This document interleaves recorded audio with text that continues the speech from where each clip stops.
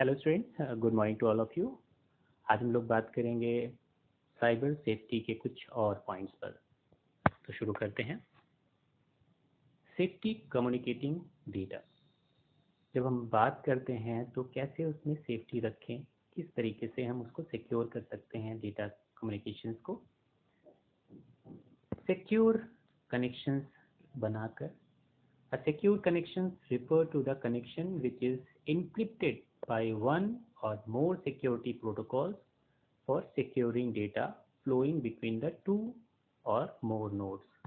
Nodes यहाँ पे बात होती है, सपोज दो लोग आपस में डेटा को ट्रांसफर कर रहे हैं या एक लोग दो लोगों के साथ में डेटा को ट्रांसफर कर रहा है, तो इसे हम नोड कहते हैं। नोड 1 को डेटा जा रहा है, नोड 2 को डेटा जा रहा है, इस तरीके से जितने भी डेटा जा रहे हैं that is called the node. आखिरी पॉइंट जहाँ पर डेटा को पहुँचना है उन्हें हम कहते हैं नोड। और flowing of data between two और मोर नोड्स, एक साथ हम दो जगह, तीन जगह, चार जगह जहाँ पर भी हम डेटा को भेज रहे हैं उसके लिए सिक्योरिटी लगाना, प्रोटोकॉल्स, रूल रेगुलेशंस लगाना, या फिर डेटा को इनक्रिप्ट करना, कितने बार इनक्रिप्ट करना, कौन कौन से प्रोटोकॉल के थ्रू इनक्रिप्ट करना, ये सब अलग अलग लेवल की सिक्योरिटी है। सपोज करिए कि अगर इसको रियल लाइफ में हम लोग बात करें तो एक एटीएम पर जो सिक्योरिटी वैन जाती है उसके साथ कई सारे गार्ड होते हैं। Second level of security. First level तो वैन है, उसके अंदर गार्ड बैठा हुआ है, सिक्योरिटी गार्ड के पास गन है, थर्ड लेवल ऑफ सिक्योरिटी। और फिर उनके पास कम्युनिकेशन के लिए मोबाइल अलार्म भी है कि अगर वो वैन को कोई प्रॉब्लम होती है, कहीं पर कोई रुकावट आती है या उसको डर लगता है या शक होता है कि उसको लूटा जा सकता है, तो वो सिक्योरिटी बटन दबा सकता है, मतलब डेटा को एनक्रिप्ट कर सकता है, लॉक कर सकता है। ये सारी चीज़ें कहलाती हैं सिक्योरिटी प्रोटोकॉल्स के अंदर आती हैं। कब क्या करना है पता होता है उनको। Secure socket layer. अब ये सॉकेट लेयर और सिक्योरिटी की बात हो रही है। पहली बात तो कंप्यूटर में डेटा जब कम्युनिकेट होता है तो उसमें 7 लेयर्स होती हैं, 7 लेयर्स ऑफ सिक्योरिटीज होती हैं। पहली लेयर जिसे हम फिजिकल लेयर कहते हैं, वहाँ पर डिवाइसेस आते हैं जिनकी मदद से डेटा को ट्रांसफ़र किया जाता है, जिसमें राउटर हैं, स्विच हैं, हब है और कनेक्शन पॉइंट हैं। केबल्स जो ईथरनेट केबल्स हैं, ये सारे क्या होते हैं, इन्हें हम डिवाइसेस कहते हैं जिनकी मदद से डेटा ट्रांसफ़र हो रहा है। सेकेंड लेवल ऑफ सिक्योरिटी जो होती है उसे हम डेटा कहते हैं डेटा लिंक लेयर, उसके ऊपर वाली लेयर। और उसमें क्या होता है, जहाँ पर डेटा को जाना है और जहाँ से जाना है उनके बीच में एक लिंक इस्टेब्लिश करता है, उनके नंबर्स को चेक करके उनके बीच में कम्युनिकेशन के लिए लिंक बनाता है। तीसरा जो लेयर होती है उसे हम नेटवर्क लेयर या सेशन लेयर्स कहते हैं। ये सारे नेटवर्क लेयर में 4 लेयर आती हैं, तीसरी लेयर जो है उसे सेशन लेयर कहते हैं। और यहाँ पे प्रॉब्लम आती है, नेटवर्क लेयर जो होती है वहाँ पर क्या होता है, एक नेटवर्क इस्टेब्लिश हो चुका होता है, फिर वहाँ पर डेटा को ट्रांसफ़र किया जाता है, कितने बार में डेटा जाएगा ये पता होता है। और फिर आखिरी आता है ट्रांसपोर्ट, कैसे भेजा जाए, चौथी लेयर ट्रांसपोर्ट लेयर। और ये चारों लेयर्स जो हैं ये नेटवर्क लेयर के पार्ट्स हैं, नेटवर्क के पार्ट्स हैं। ऊपर की 3 लेयर जो होती हैं वो सॉफ्टवेयर के पार्ट्स हैं, ये हार्डवेयर के पार्ट्स हैं। तीसरी लेयर ट्रांसपोर्ट में सॉफ्टवेयर और हार्डवेयर दोनों का काम आता है, लेकिन उसके ऊपर की 3 लेयर जो हैं वो सॉफ्टवेयर के पार्ट के तौर पर यूज़ की जाती हैं। और सब में अलग अलग लेवल पर कुछ ना कुछ प्रोटोकॉल्स होते हैं। सबसे ऊपर की लेयर्स में इनक्रिप्शन स्टार्ट भी वहीं से होता है और एंड भी वहीं होता है। डी इनक्रिप्शन मतलब डेटा को बदलना, जो सॉफ्टवेयर लेवल है वहीं पर डेटा को बदला जाता है। हार्डवेयर लेवल पर जो सिक्योरिटीज़ होती हैं दूसरे तरीके की, डेटा को इनक्रिप्ट करना यहाँ पर है, डेटा को इनक्रिप्ट करना वो पहली 2 लेयर्स पर होता है। अब फिर से आते हैं सिक्योर सॉकेट लेयर। सॉकेट मतलब जो पॉइंट होते हैं, जैसे आप अपने मदरबोर्ड में देखते हैं कि सॉकेट जहाँ पर चीज़ों को अटैच किया जाता है, जैसे माउस का सॉकेट, कीबोर्ड का सॉकेट, प्रिंटर का सॉकेट, मॉनिटर का सॉकेट, वो अलग अलग केबल के थ्रू उससे जोड़ते हैं तो वो सॉकेट कहलाती है। तो secure socket layer, if a computer networking protocol use for insecure network between the network application client and server, तो यहाँ पर सिक्योर लेयर SSL की ज़रूरत होती है, जो कि डिवाइस उसे प्रोवाइड करते हैं। जिस कंपनी के वो डिवाइस होते हैं वहाँ पर सिक्योरिटी लेवल प्रोवाइड करी जाती है उस कंपनी के द्वारा। ट्रांसपोर्ट लेयर, अभी मैंने आपको बताया, फोर्थ लेयर जो होती है पीछे से, उसे हम ट्रांसपोर्ट लेयर कहते हैं। यहीं पर डेटा फिजिकल लेयर से सॉफ्टवेयर जो फाइल होती है वो ट्रेवल कर रही होती है फिजिकल लेयर पर। तो ये यहाँ पर इंक्रिप्शन स्टार्ट हो जाता है, या यहाँ से डी इंक्रिप्शन स्टार्ट हो सकता है। यहाँ पर सिक्योरिटी सबसे ज़्यादा ज़रूरी होती है, क्योंकि डेटा सभी के लिए अवेलेबल होता है, ट्रांसपोर्ट कर रहा होता है। It encrypt data moving over the network, ये डेटा को इनक्रिप्ट कर देता है जब डेटा को नेटवर्क पर भेजा जाता है, मूव कराया जाता है। और internet to ensure that anybody, hackers और endless dropper will not be able to see what is transmitting। तो एवल्स ड्रॉपर्स हों या हैकर्स हों, ये दोनों जो हैं जो डेटा को चुराने की कोशिश कर रहे हैं, वो उस डेटा को अगर चुरा भी लें तो उसे पढ़ ना पाएँ, इस फॉर्म में डेटा को इनक्रिप्ट कर दिया जाता है। Be able to see what is transmitting. It is useful for the private and sensitive information, ये उनके लिए अच्छा होता है जब हम कोई प्राइवेट इंफॉर्मेशन या सेंसिटिव इंफॉर्मेशन भेज रहे होते हैं जो बहुत ज़्यादा, such as password, credit card number and personal correspondence. जो अपनी चीज़ें हैं, जैसे पासवर्ड भेजना, क्रेडिट कार्ड नंबर भेजना, या अपनी पर्सनल कोई फाइल्स भेजना, उस कंडीशंस में ये इंक्रिप्शन अच्छा रहता है, ज़रूरी होता है। हाउ इट वर्क, कैसे वर्क करता है। TLS ट्रांसपोर्ट लेयर सिक्योरिटी जो होती है, उसको शॉर्ट में TLS बोला गया है यहाँ। Use a combination of symmetric and asymmetric cryptography. Cryptography अगर हम वर्ड यूज करें तो एक तरीके से ये कन्वर्जन इंक्रिप्शन का टाइप है, और उसे हम क्रिप्टोग्राफी कहते हैं। उसमें स्क्रिप्ट्स होती हैं और अलग अलग फॉन्ट्स को हम लोग यूज़ करते हैं, सिंबल्स को यूज़ करते हैं for encryption. Data is encrypted and decrypted with the secret key know both sender and receiver.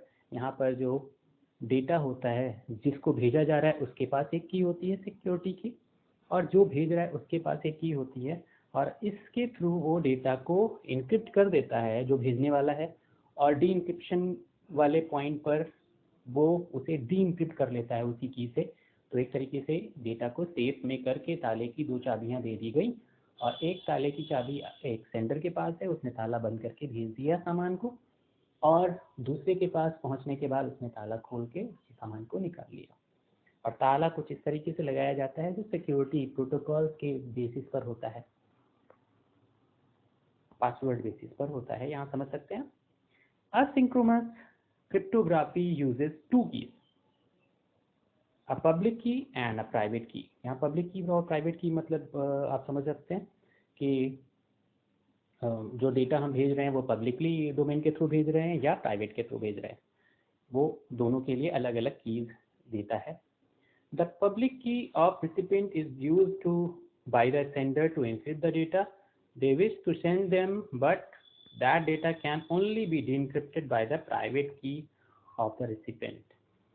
यहाँ पर पब्लिक की मदद से उसने डेटा को भेज दिया, पब्लिकली चला जा रहा है डेटा पब्लिक ट्रांसपोर्ट के थ्रू, और जब किसी के पास पहुंचा जहाँ पर उसे पहुंचना है वहाँ उसके पास प्राइवेट की होती है केवल उसके पास, और वो उसकी मदद से उस डेटा को इंक्रिप्ट कर सकता है। कोई भी दूसरा जिसके पास प्राइवेट की अगर उस तरह की है तो वो कर सकता है, लेकिन यहाँ पर सिक्योरिटी की चांसेस बढ़ जाते हैं। असिमेट्रिक क्रिप्टोग्राफी की बात करें तो कैसे होता है, क्या होता है, अभी हम लोग उसको पिक्चर वाइज भी देखेंगे आगे। अभी बात हो रही है नेक्स्ट जो है उसे हम कहते हैं hypertext transfer protocol secure version, HTTPS। इसमें क्या होता है, pages typically used one of the two secure protocol to encrypt. यहाँ पर दो प्रोटोकॉल अलग अलग तरीके के यूज़ किए जाते हैं सिक्योरिटी के लिए। एक को हम कहते हैं सिक्योर सॉकेट लेयर, जो आप ऊपर पढ़ चुके हैं। दूसरा है TLS, जिसे हम ट्रांसपोर्ट लेयर सिक्योरिटी कहते हैं। ये दोनों लेयर्स की सिक्योरिटी उसे प्राइवेट बना देती हैं। जो डेटा आप भेज रहे हो, जहाँ पे इंक्रिप्शन हो रहा है, जहाँ पे डेटा को हैकर से बचाने के लिए अलग अलग पासवर्ड और लेवल सिक्योरिटी यूज़ करी जा रही है।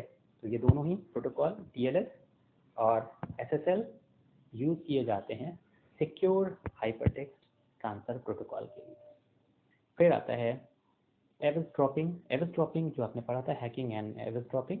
एविसड्रॉपिंग is a man in middle attack when the message is passing from the client to server. ये यहाँ से आपने डेटा को भेजा और ये डेटा यहाँ भेजा जा रहा है, यहाँ पर कहीं भी वो एविसड्रॉपर हो सकता है। ये बीच में कहीं भी अटैक कर सकता है आपके डेटा पर।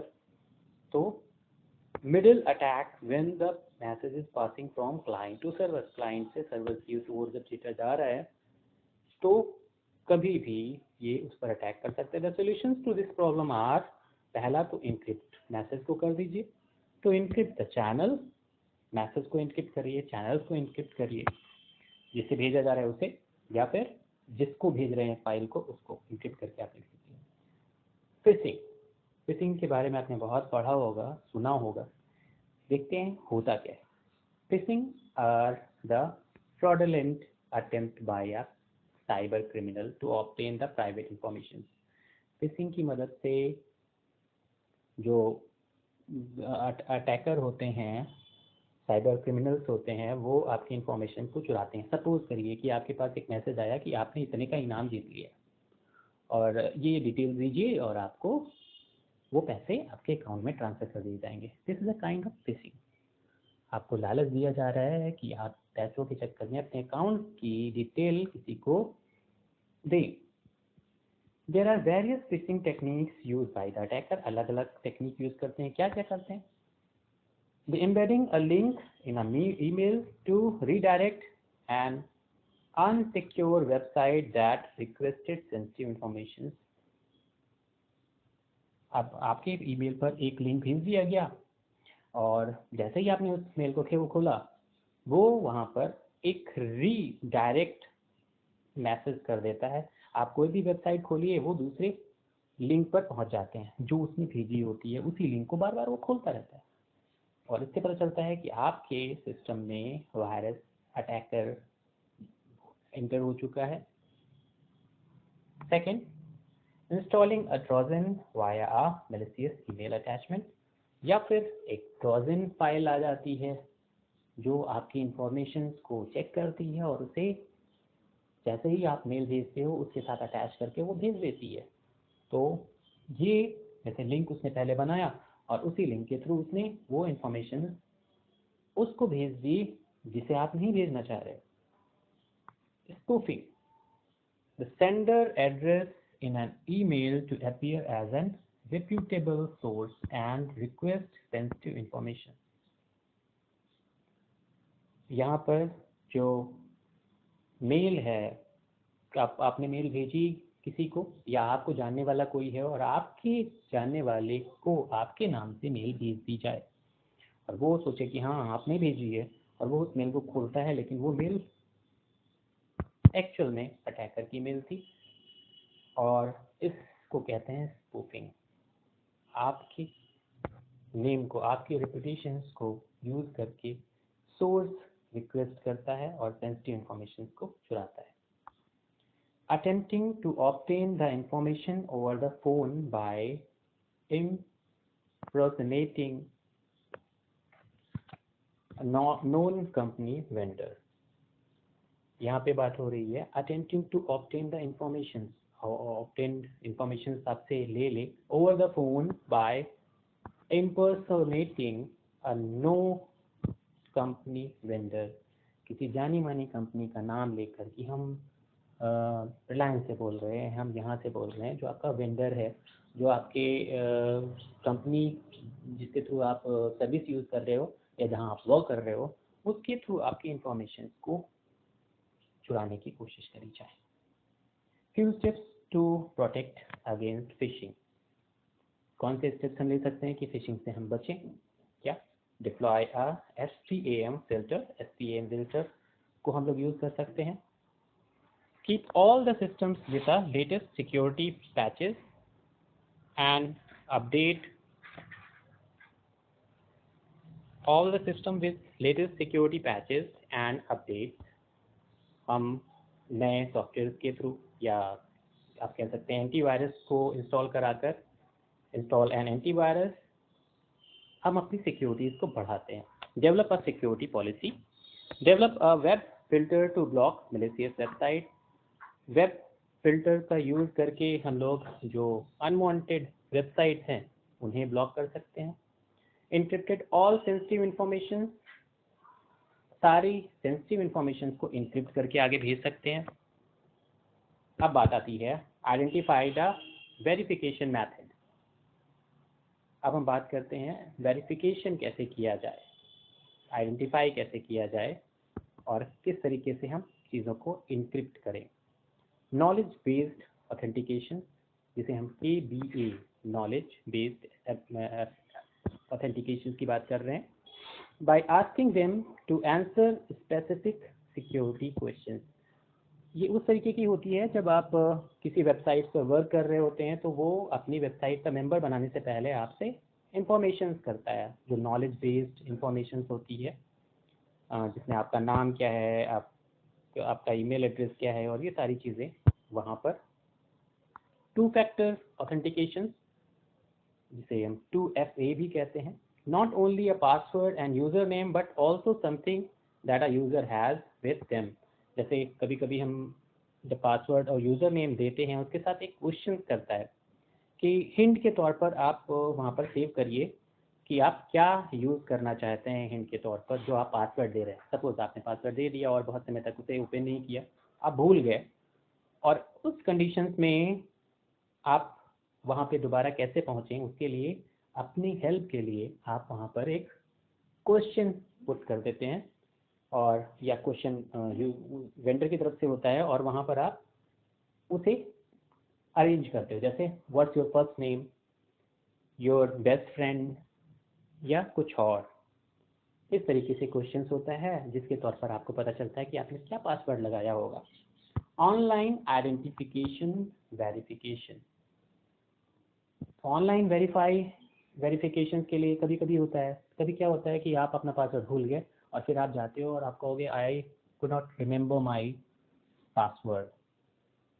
तो उस कंडीशंस में वो आपसे लिंक, आपको पहले ही बैकअप के लिए कोई लिंक आपने दिया होता है, या तो फ़ोन नंबर अपना या कोई अपना ईमेल दूसरा एड्रेस, जिसके थ्रू आप अपने पासवर्ड की वेरिफिकेशन चेक कर सकते हो। अब अगर आपने पासवर्ड अपना भूल गए थे और आप नहीं खुल रहा है आपका सिस्टम, तो आपने जब वेरिफिकेशन कोड पर डाला तो आपको एक वेरिफिकेशन के लिए आपके फ़ोन नंबर पर या आपके ईमेल एड्रेस पर जिस पर बैकअप आपने लिया है वहाँ पर एक वेरिफिकेशन आइडेंटिफाई वेरिफिकेशन कोड आएगा, या जिसे हम OTP कोड भी कह सकते हैं। उस फॉर्म में आप जैसे ही उसे दोबारा से डालते हो तो वो आपको पासवर्ड के बिना भी ओपन करने की फैसिलिटी देता है, लेकिन फिर आपको पासवर्ड चेंज कर लेना चाहिए दोबारा से। बायोमेट्रिक वेरिफिकेशन इंफॉर्मेशन, यहाँ पर by which a person can be uniquely identified involving one or more biological traits। अगर हम बात करें आधार कार्ड की तो वहाँ पर आपके आई रेटिना की चेकिंग होती है, फिंगर प्रिंट्स की भी चेकिंग होती है, तो उसकी मदद से हम लोग बायोमेट्रिक वेरिफिकेशन करते हैं। कई जगह पर आपको थंब इम्प्रेशन के थ्रू ही एंट्री मिलती है या आई स्कैनिंग के थ्रू ही एंट्री मिलती है, तो ये फेस स्कैनिंग के थ्रू आपका मोबाइल फ़ोन खुलता है। ऐसे बायोमेट्रिक वेरिफिकेशन कहते हैं इसे। Principal securities, there are 5 principal securities they are used. 5 basic principal securities use करते हैं हम इंक्रिप्शन में, जो हम यूज़ कर रहे हैं। क्या है? Confidentiality, confidentiality, the principle of confidentiality specifies that only the sender and the intended recipient should be able to access the content of the message. ये सेंडर था, ये रिसीवर है, केवल रिसीवर ही इस मैसेज को पढ़ पाए, तो कॉन्फिडेंशियलिटी बनी रहे। ये पहला जो सिक्योरिटी का रूल है। दूसरा है integrity. The confidential information sent by A to B which is accessed by C without permission or knowledge of B। यहाँ पर सुपीरियरिटी के तौर पर अगर C जो है वो किसी ऑर्गेनाइजेशन का हेड है, तो A और B जो कि उसके एम्प्लॉय हैं, वो जो मैसेज भेज रहे हैं उसको वो पढ़ने की फैसिलिटी रखे, केवल वही ऑर्गेनाइजेशन के अंदर। तो सिक्योरिटी बनी हुई है, बट वो फिल्टर होकर चीज़ आगे जाए ताकि सिक्योरिटी लीक ना हो। मान लिया ए ने कुछ ऐसी इंफॉर्मेशन बी को ट्रांसफ़र करी है जो चुराई जा सकती है कंपनी की, तो ये सी उसको ऑब्जर्वेशन के तौर पर, जिसे हम इंटीग्रिटी के तौर पर यूज़ करते हैं। Authentication mechanism help to establish the proof of identification. Authentication का मतलब ये होता है आपको कितनी सिक्योरिटी दी जाए, कितना पावर दिया जाए। Establish the proof of identification, बार बार आपके क्रेडिबिलिटीज़ को चेक किया जाता है, ऑथेंटिकेशन को चेक किया जाता है, चेंज किया जाता है ताकि सिक्योरिटी बनी रहे। Access control. Access control specifies the control who can access what. Access control में ये होता है कि आपको कितना एक्सेस है। सपोज एक रिपोर्ट कार्ड है, एक स्टूडेंट अपना रिपोर्ट कार्ड देखना चाहता है ऑनलाइन, वो अपना रिपोर्ट कार्ड देख सकता है, तो उसको एक्सेस है कि वो रीडिंग की एक्सेस है, वो अपना रिपोर्ट कार्ड केवल पढ़ सकता है, देख सकता है। अब टीचर्स की बात आती है, टीचर्स ने गलती से मान लिया किसी रिपोर्ट कार्ड में गलती हो गई, तो टीचर्स को राइटिंग की फैसिलिटी भी देता है, लेकिन कहाँ पर? केवल उस रिपोर्ट कार्ड में चेंजेस या अपनी क्लास में, क्लास टीचर को अपनी क्लास में जो भी चीज़ें हैं उनको चेंज करने की फैसिलिटी, उसको सुपर पावर है एक्सेस कंट्रोल। ऐसे ही ऊपर अगर प्रिंसिपल की बात करें तो उसको टीचर्स के भी जो फैसिलिटी है उसको भी राइटिंग की फैसिलिटी होती है, उनमें भी चेंजेस करने की। ये अलग अलग लेवल पर उसे हम कहते हैं एक्सेस कंट्रोल। कितना एक्सेस किसको मिल रहा है, कितनी पावर किसको मिल रही है और उसकी कंट्रोलिंग कैसे होगी। अवेलेबिलिटी। अब it means that the assets are accessible to authorized parties at appropriate time। कितने समय के लिए ये चीज़ मिल रही है। सपोज वही चीज़ कि आपने डेटा यूज़ किया, 2 महीने के लिए आप डेटा ले रहे हो, तो आपको जैसे ही वो पीरियड ख़त्म होगा 56 डेज़ का, वैसे ही आपके पास एक मैसेज आएगा कि आज रात से आपके डेटा की वैलिडिटी ख़त्म हो रही है, अवेलेबिलिटी ख़त्म हो रही है।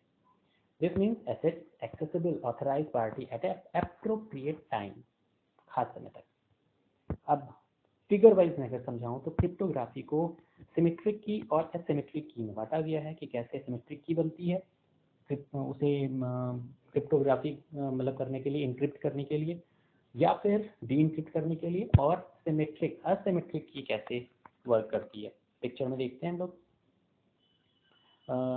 ये एक टेक्स्ट है, इसको इनक्रिप्ट कर दिया गया, और ये है सेंडर और ये है रिसीवर। इसकी एक चाबी है, सेंडर ने रिसीवर को दिखा दिया कि ये चाबी इसकी लगेगी। अब प्लेन टेक्स्ट को इनक्रिप्ट करके, जो शिपो टेक्स्ट होता है इसका मतलब इनक्रिप्ट फॉर्म में अभी टेक्स्ट है, फिर यहाँ दोबारा से इनक्रिप्ट को डी इंक्रिप्ट किया गया उसी की जो उसने सेंडर को दी थी, और ये पहुँच गई आपके ओरिजिनल फॉर्म में जैसा पहले था। इनक्रिप्टेड फॉर्म को देखिए आप तो अलग तरीके से दिखाई पड़ रहा है, डी इनक्रिप्टेड और प्लेन टेक्स्ट जो था वो ओरिजिनल फॉर्म में आपको पहुंचने के बाद दिखाई पड़ रहा है। अब ये जो की शेयर करी गई थी ये सिमिलर थी, एक तरीके से कॉपी कह लीजिए। दो चाबियाँ एक ही ताले की। Its symmetric key cryptography, the same key is used by the both parties. चाबी एक ही है, सेम की, भेजी कैसे जाएगी क्रिप्टिंग के फॉर्म में और उसको पता कैसे है कि यही वाली चाबी है, ये कहलाता है सिमेट्रिक की क्रिप्टोग्राफी। अब बात करते हैं एसिमेट्रिक की। इन एसिमेट्रिक और public key cryptography there are two keys, private key and a public key. Private key और पब्लिक के बारे में मैंने बताया है कि प्राइवेट की प्राइवेटली वर्क करती है, सिक्योर मीडियम में वर्क करती है, और पब्लिक की जो जनरल हम लोग डेटा भेजते हैं, जिस मीडियम में भेज रहे हैं, जबकि सभी भेज रहे हैं उसमें, उसे हम पब्लिक ट्रांसपोर्टेशन कहते हैं, जैसे बस। और प्राइवेट मतलब कार के अंदर आपका खुद का। अब प्राइवेट की एंड पब्लिक की दो तरह की कीज होती हैं। The private key is kept by the receiver, private key को केवल रिसीवर रखता है। The public key is announce to the public, और पब्लिक की को पब्लिक में अनाउंस कर दिया जाता है, मतलब पब्लिक की मदद से भेज दिया गया। ये गिव योर पब्लिक की टू सेंडर, दे दिया। Sender uses your public key to encrypt the plain text. Sender ने जिसको भेजना है मैटर, जो प्राइवेट जिसने रिसीव करना था, उसने इसको पब्लिक की दी। अब इसने सेंडर ने पब्लिक की मदद से भेज दिया the encrypted form and sender gives the encrypted to you, आपको दोबारा से दे दिया। देन आपने यहाँ डी इनक्रिप्ट किया। अब आपके पास जो चाबी आपने सेंडर को दी थी कि हमको इसी की से भेजना, आपने पब्लिक की भेजी थी, लेकिन उसको खोलने के लिए आपके पास प्राइवेट की थी। समझने के लिए यहाँ पर यही है, यहाँ पे रूल्स और रेगुलेशन ही होते हैं जो कीज के तौर पर यूज़ किए जाते हैं, या सॉफ्टवेयर्स होते हैं, कुछ खास तरीके के इंक्रिप्शन कोडिंग होती हैं जिनको मैच करना होता है और तभी ये खुलता है, उसे हम की कहते हैं, कोडिंग। अब लास्ट में दो और पॉइंट हैं जिनमें है computer crime. There are some rules issues in computer crime. क्या है? Rules of property, rules of evidence, threats to integrity and confidentiality. अभी अपने ऊपर देखा, कॉन्फिडेंशियल इंफॉर्मेशन या किसी की इंटीग्रिटी को आप मतलब किसी के ऑर्गेनाइजेशन में जाके आप चीज़ें नहीं तोड़ रहे हो, या किसी के एम्प्लॉय को आप बार्गेन करके तो नहीं कर रहे हो, ये इंटीग्रिटी उसकी थ्रेट्स कर रहे हो। वैल्यू ऑफ डेटा, डेटा जो आप चुरा रहे हो वो किस वैल्यू का है, उससे नुकसान कितना हो सकता है, उस पर आपको कंप्यूटर क्राइम बनता है। Acceptance of computer terminology. Terminology तो आप जानते हैं कि कंप्यूटर के स्टेप बाय स्टेप जो नॉलेज के लिए जो डिवाइसेस यूज़ किए जाते हैं उन्हें हम टर्मिनोलॉजीज के तौर पर जानते हैं, या एडवांसमेंट जो होती है उसे हम टर्मिनोलॉजीज के तौर पर यूज़ करते हैं। यहाँ पर डिवाइसेस की बात हो रही है, क्या चीज़ें आप यूज़ कर रहे हो। Why computer crime is hard to define. Computer crime को क्यों मुश्किल है डिफाइन करना कि क्राइम हुआ है आपके साथ, कैसे? Some people in the legal process do not understand crime involving computer are not always threat property. केवल ये नहीं है कि आपको जो थ्रेट्स मिल रहे हैं या किसी के थ्रू हो रहा है वो क्राइम, बहुत से कम ही लोग जो होते हैं वो इसकी रिपोर्ट करते हैं। जैसे आपके घर में चोरी हो गई तो आप रिपोर्ट करने चले जाते हो, लेकिन अगर आपका डेटा चोरी हो रहा है तो आप सोचते हैं ये तो छोटी चीज़ है, कोई फर्क नहीं पड़ता। ये क्राइम है बट आप उसे नेग्लेक्टेबल, आप उसे निगलेक्ट कर देते हो। Main reason are lack of understanding, ज़्यादा जानकारी भी नहीं होती है, या लैक ऑफ फिजिकल एविडेंस। जो फिजिकल एविडेंस है, जैसे आपको जब घर में आपके चोरी हो या आपकी गाड़ी चोरी हो तो वहाँ पर क्राइम जहाँ पर हुआ हो वहाँ पर फोटोग्राफ या फिजिकल लोगों से पूछ कर, फोटोग्राफ CCTV फुटेज देखकर, या और चीज़ें जो होती हैं उनको हम देखकर फिजिकल एविडेंस निकालते हैं, जो कि यहाँ पर मुश्किल होता है। लैक ऑफ रिकॉग्निशन एसेट्स कि क्या क्या चीज़ें यूज़ करी गई हैं वो, या क्या क्या चीज़ें चोरी करी गई हैं वो पता नहीं आपको। लैक ऑफ पॉलिटिकल इम्पैक्ट, यहाँ पर अगर आप पॉलिटिकल इम्पैक्ट की बात करें तो कम है, बहुत कम है। मतलब पॉलिटिक्स यहाँ पे अगर यूज़ करें कि नेताओं से बात करें या वो लोग इन चीज़ों को उठाएं तो ये कम ही होता है। कॉम्प्लेक्सिटी ऑफ केसेस, बहुत सारे कॉम्प्लेक्स केसेस होते हैं। मतलब हम अगर बात करें कि आपके थ्रू डेटा नहीं चोरी किया जा रहा है, कभी कभी ये होता है कि हमारी ही गलती रही, हम ही ने अपनी इंफॉर्मेशन को डिस्क्लोज कर दिया केवल लालच में, तो हम डरते हैं कि अगर हम जाएंगे तो कोई पूछेगा। कॉम्प्लेक्सिटी ऑफ केसेस, अलग अलग तरीके की केसेस, किसी में थ्रेट्स मिल रही है, किसी में पता चला वो फॉल्स कॉलिंग कर रहा है। जुवेंटाइल्स और छोटे बच्चों के जो हम केसेस की बात कर रहे हैं, जिसमें हम जो नॉर्मल बच्चे होते हैं 10 साल 12 साल, जिनको इंफॉर्मेशन वो नहीं देखनी चाहिए या वैसे इंफॉर्मेशन उन्हें नहीं करनी चाहिए, या उनको थ्रेट्स मिले, उनको कोई बरगला ले और उनसे इंफॉर्मेशन रिसीव करवाए, तो ये क्राइम्स उनके ऊपर लागू नहीं होता। अब बात करते हैं इन सारे पॉइंट्स को, आपको केवल समझाना था। इनमें से कई सारे पॉइंट्स जो मैं वो रिटन फॉर्म में मैं आपको भेज दूंगा, आप उससे नोट कर लीजिएगा।